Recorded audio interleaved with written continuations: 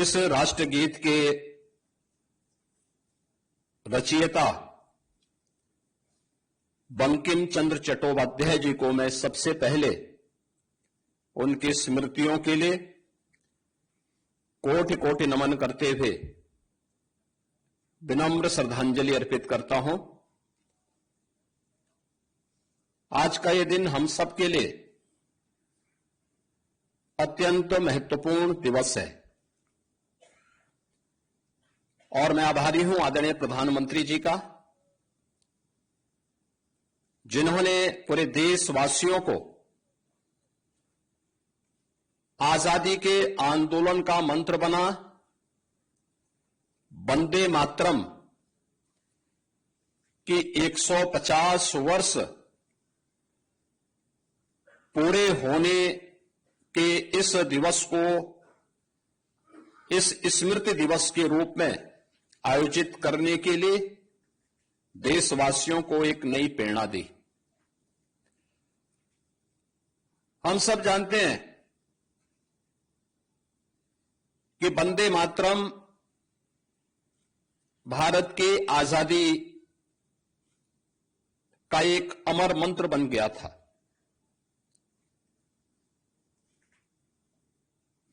उस दौरान विदेशी हुकूमत के द्वारा दी जाने वाली अनेक यातनाओं और प्रताड़नाओं की परवाह के बगैर हर भारत का नागरिक और खास तौर पर जो हमारा स्वतंत्रता संग्राम सेनानी था, क्रांतिकारी था, वह वंदे मातरम के इस गीत के साथ गांव गांव में, नगर नगर में प्रभात फेरी के माध्यम से भारत की सामूहिक चेतना के जागरण के इस अभियान के साथ जुड़ चुका था। सैकड़ों वर्षों से दबी हुई वे भावनाएं जो स्वयं आत्मबोध के भाव से मंत्रमुग्ध होकर के केवल गुलामी की उन बेड़ियों के बारे में भले ही अंतःकरण से पीड़ा झेल रहा हो, लेकिन स्वयं अपने सुख चैन के लिए वह देश को गुलामी की इन बेड़ियों के साथ जकड़े रहने के लिए सामूहिक चेतना का जागरण करने में विफल होता हुआ दिखाई दे रहा था। आपके सामने कुछ उससे जुड़े हुए उदाहरण भी हैं। आपने देखा होगा, अगर आप 100 वर्ष पूर्व जब देश के अंदर आई महामारी के दौरान उस समय की बातों को और उस समय के पन्नों को उलटने का प्रयास करेंगे तो आप देखते होंगे कि उस कालखंड में भारत की आबादी कुल 30 करोड़ थी, लेकिन मरने वालों की, इस महामारी से मरने वालों की संख्या करोड़ों में थी। गांव के गांव साफ हो गए थे। स्वतंत्र भारत है, कोविड जैसी महामारी जो दुनिया की अब तक की सबसे बड़ी महामारी के रूप में, जिसका संक्रमण पूरी दुनिया ने झेला है, इस महामारी के दौरान आपने देखा होगा कैसा शासन, कैसा प्रशासन अपनी जान की परवाह के बगैर अल्प वेतन भोगी कर्म कार्मिक भी, प्रत्येक के मन में एक ही भाव था कि हमें हर हाल में इस बीमारी को नियंत्रित करना है, बीमारी के समाधान का रास्ता निकालना है। क्योंकि उस प्रकार की एक नेतृत्व जो भारत और भारतीयता के बारे में, अपने नागरिकों के बारे में एक संवेदनशील तरीके से सोच सकता हो, उस प्रकार के भावनाओं से उत्प्रोत हो, उसका परिणाम भी हम सबके सामने आया था। 1875 में रचा गया यह गीत कैसे देश के अंदर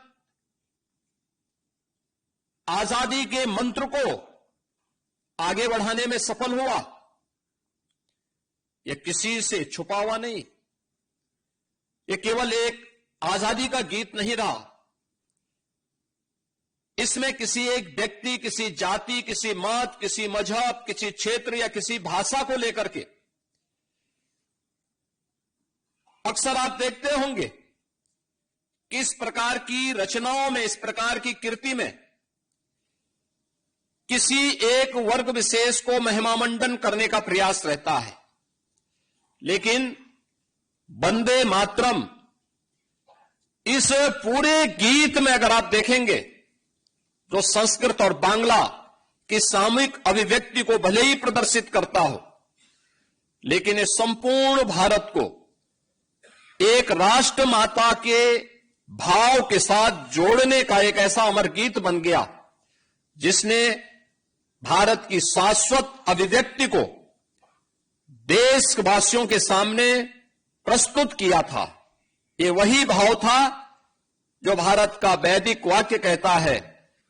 कि माता भूमि पुत्रोहम पृथिव्या। यह भाव कैसे सहज और सरल तरीके से प्रत्येक भारतीय के मन में इसकी अमिट छाप छोड़ी जाए, वह उस रूप में हम सबको देखने को मिली। और जब विदेशी हुकूमत ने 1905 में बंग भंग के माध्यम से भारत की भुजाओं को काटने का दुस्साहसिक निर्णय लिया था, उस समय भी इस गीत ने पूरे भारतवासियों को एकजुट होकर के इसका प्रतिकार करने की एक नई प्रेरणा दी। आपने देखा होगा उसके बाद के कालखंड में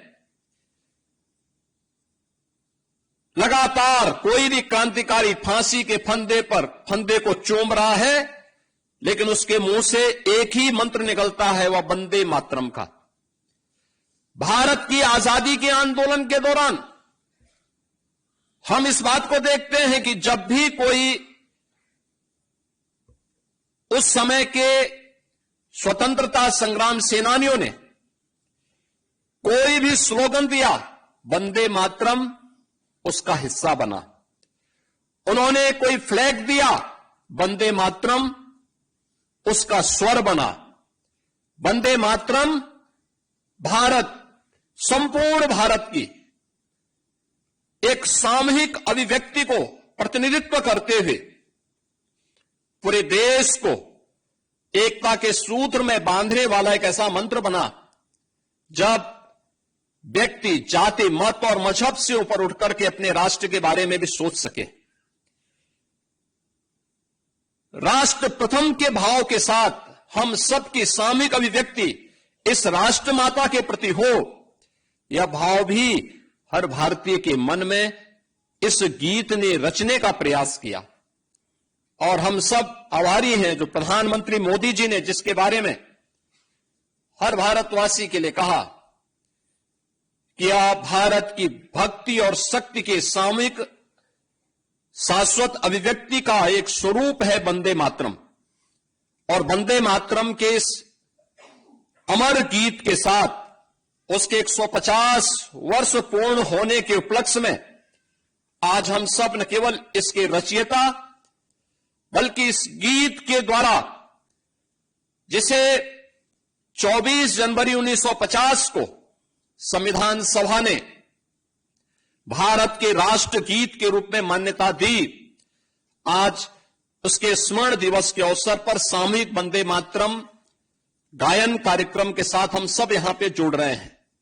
आज के अवसर पर मैं केवल एक बात आप सबसे कहना चाहूंगा, केवल एक गायन नहीं, एक गीत नहीं, ये भले ही बंकिम चंद्र चट्टोपाध्याय के आनंद मठ के उस अमर उपन्यास पर आधारित है, जिन्होंने बंगाल और भारत के अंदर उस दौरान भूख से तड़पती हुई, अकाल से ग्रसित और अभाव से ग्रसित जनता के उन स्वरों को, जिसे बाद में सन्यासियों ने एक आंदोलन का रूप दिया, उस पर आधारित हो। लेकिन वास्तव में अमर गीत भारत को एक नई दिशा देने, भारत की सामूहिक चेतना को आगे बढ़ाने में सफल हुआ है। आज इसके 150 वर्ष पूर्ण हो रहे हैं और 150 वर्षों से अपने इन भावों को पूरे भारत का प्रतिनिधित्व देते हुए यह गीत आज भी पूरे भारत के अंदर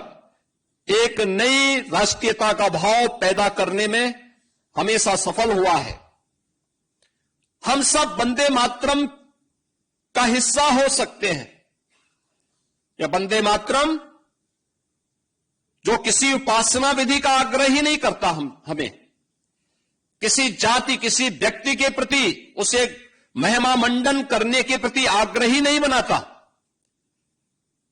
यह हम सबको हमारे कर्तव्यों के प्रति आग्रही जरूर बनाता है। यह हमारा कर्तव्य क्या, जो प्रधानमंत्री मोदी जी ने संविधान दिवस बाबा साहब भीमराव अंबेडकर के द्वारा 26 नवंबर 1949 को जब भारत की संविधान की ड्राफ्टिंग प्रति सौंपी थी और उस अवसर पर उन्होंने इस बारे में कहा था, तब मोदी जी ने इसी बात को कहा कि हम अपने देश के अंदर रहते तो हैं, अधिकारों की बात तो करते हैं, लेकिन क्या कभी हमने अपने कर्तव्यों के बारे में भी स्मरण किया है? ये कर्तव्य जो हमारे वर्तमान को भी और भावी पीढ़ी के भविष्य को भी उज्जवल बना सके। और ये वंदे मातरम हमारे उसी कर्तव्य के प्रति, राष्ट्र माता के प्रति, हमारे कर्तव्यों के प्रति भी हमें आग्रही बनाता है। याद करना, जब एक शिक्षक अपने छात्र को संस्कारवान बनाता है, जब एक जवान विपरीत परिस्थितियों का सामना करते हुए भी सर्दी गर्मी की परवाह के बगैर भी देश की सीमाओं की रक्षा करने के लिए अडिग खड़ा होता है। मैंने विपरीत परिस्थितियों की बात इसलिए कही कि सियाचिन ग्लेशियर में जो जवान खड़ा होगा वहां पे टेम्परेचर -40 तक होगा, लेकिन मई जून में राजस्थान के रेगिस्तान में जो जवान भारत की सीमाओं की रक्षा कर रहा होगा, वहां पे 55 डिग्री टेम्परेचर में भी वह व्यक्ति गर्मी की परवाह के बगैर लगातार सीमाओं की सुरक्षा के लिए जूझता है। जब एक जवान सही मन से अपने देश की सीमाओं की सुरक्षा करता है, जब एक किसान अपनी खेती की उर्वरता को मजबूती के साथ आगे बढ़ाते हुए देश के नागरिकों के लिए अन्न उत्पादन करता है, और जब भारत का हर नागरिक स्वार्थ से ऊपर उठ करके अपने कर्तव्यों के मार्ग पर आगे बढ़ता है, तो सही मायने में वह वंदे मातरम का ही गान कर रहा होता है। और यही वंदे मातरम के प्रति हम सबका दायित्व बनता है,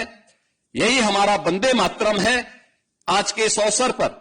मैं एक बार फिर से वंदे मातरम के जैसे अमर गीत के रचयिता बंकिम चंद्र चट्टोपाध्याय को उनकी इस अमर कृति के लिए प्रदेशवासियों की ओर से कोटि कोटि नमन करते हुए विनम्र श्रद्धांजलि अर्पित करता हूं। और आप सबसे इस बारे में आग्रह करूंगा कि उत्तर प्रदेश पिछले 8 वर्ष में जिन ऊंचाइयों की ओर अग्रसर हुआ है, यह हमारे कर्तव्यों की ही एक अभिव्यक्ति है। और यह उस अभिव्यक्ति को आगे बढ़ाने के लिए जो वंदे मातरम के माध्यम से हमारे पूर्वजों ने हमें दिया था, उन सब के प्रति हम सब की विनम्र श्रद्धांजलि भी है। मैं आज के इस अवसर पर एक बार फिर से पूरे प्रदेशवासियों को वंदे मातरम के 150 वर्ष पूर्ण होने पर आयोजित इस स्मृति महोत्सव के कार्यक्रम में हृदय से बधाई देता हूं और इस कृति के अमर रचयिता बंकिम चंद्र चट्टोपाध्याय को विनम्र श्रद्धांजलि अर्पित करता हूं। धन्यवाद। जय हिंद।